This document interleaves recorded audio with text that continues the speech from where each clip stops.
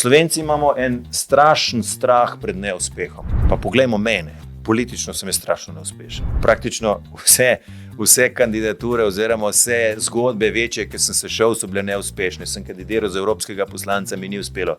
Sem, 3-krat kandidiral za poslanca, mi ni uspelo. Sem kandidiral za ljubljanskega župana, mi ni uspelo. Sem kandidiral za predsednika republike, mi ni uspelo. Ampak sem še vedno tukaj in brcam. Vsaka ta pot me je nekaj naučila.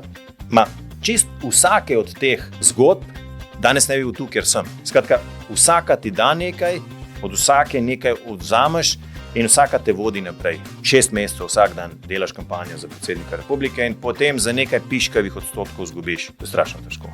En mesec sem rabil premlevati v glavi vso to zgodbo, ampak na koncu je ravno to mi dalo podlago, temelje za zgodbo, ki se jo grem zdaj, za oblikovanje neke politične alternative, ki ponuja sodelovanje, ne pa spotikanje.